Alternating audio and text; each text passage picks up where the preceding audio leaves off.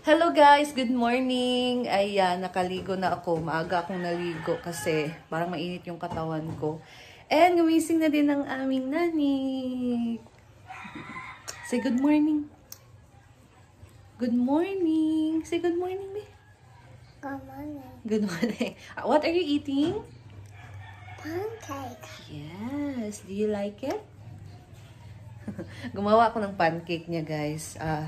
Maraming oats ang nilagay ko. Ayan. Ayan. Nandito naman si Habi. Ngayon pa lang siya magsasaing ng kanin sa rice cooker.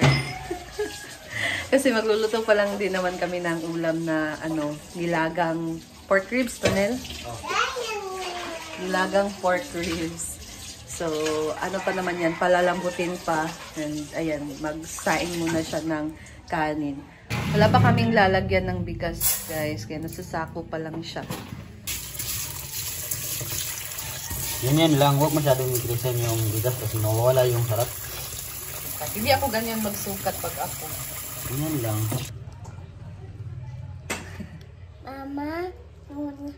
Mama, Papa,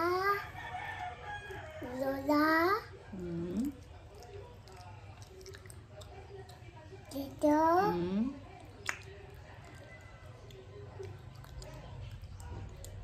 Who else? Lola, Lola.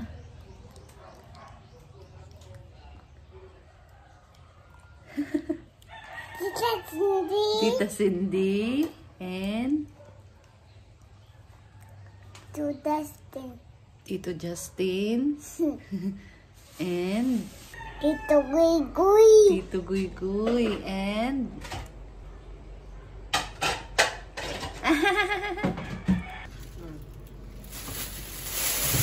yan na guys ang ating pork ribs. Isang kilo yan?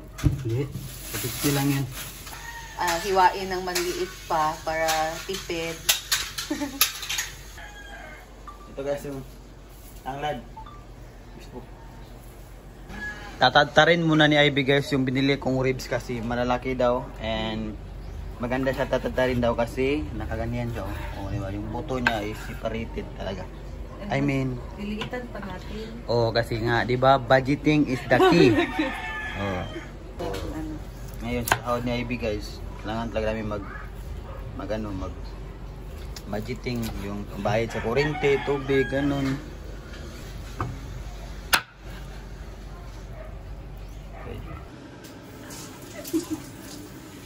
Okay.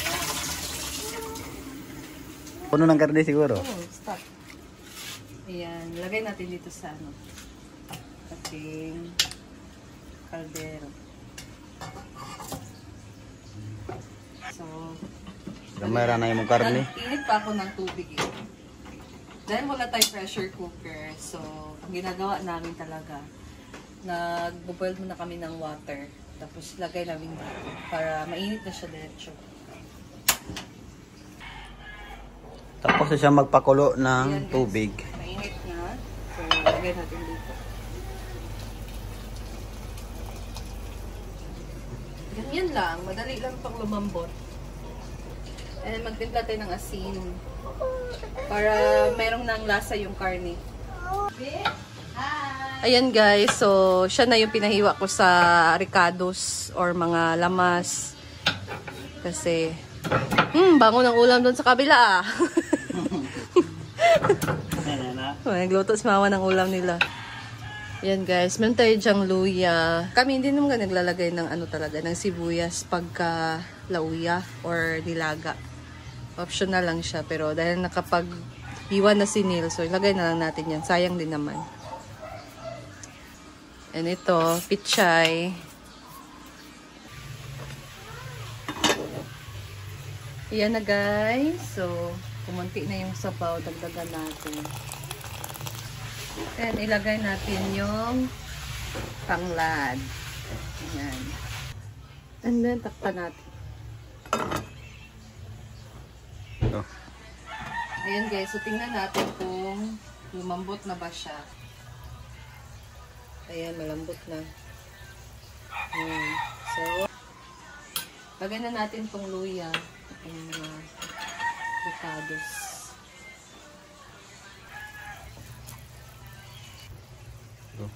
Sibuyas at atsal or bell pepper.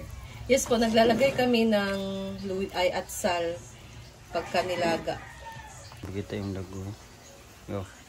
And then the daon ng sibuyas. Tira lang to.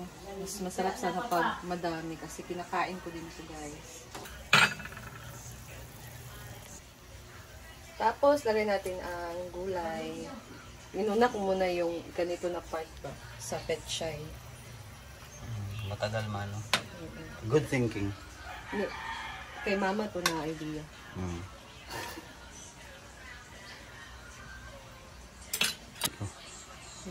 So, alam nyo ba guys, na pagka nilaga, pagka ganitong leaves, yung nilalagay namin na gulay ay petchay.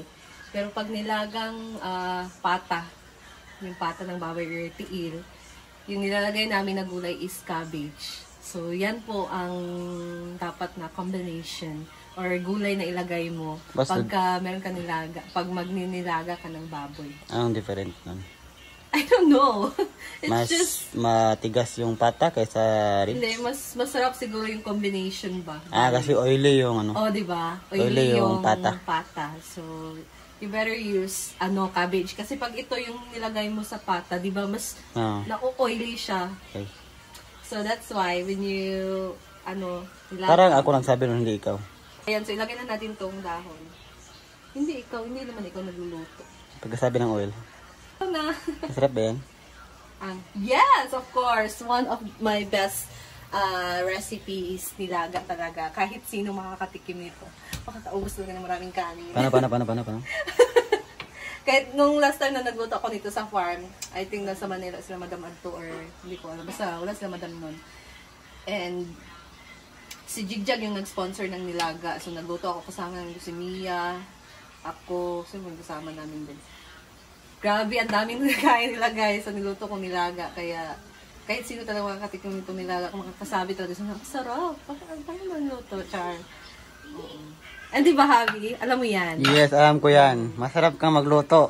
And this recipe ay natutunan ko din talaga kina mama. Kaya, lahat ng luto na natutunan ko ay ganit kina mama na recipe. So, I'm proud to say that my mama and my tatay is a very Good cooker. good cook. Yes. Good cook. Tama ba, guys? Yes. Good cooker. So, luto na to.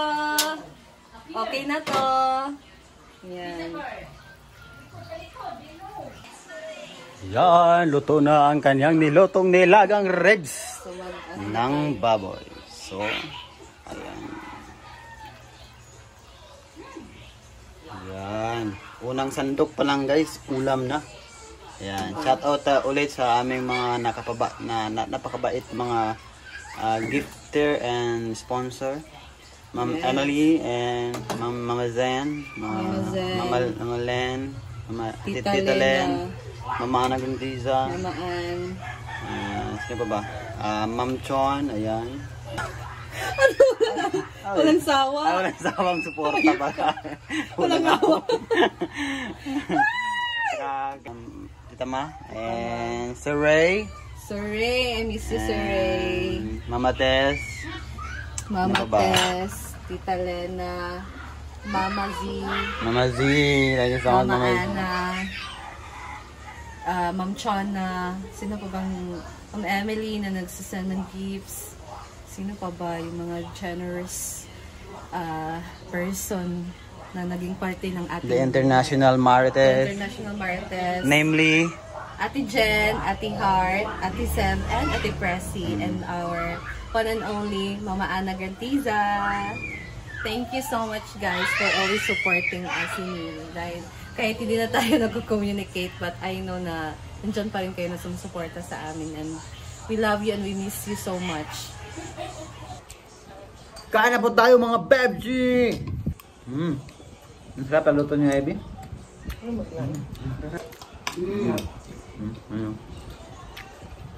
Suka. Surat siya. May makita.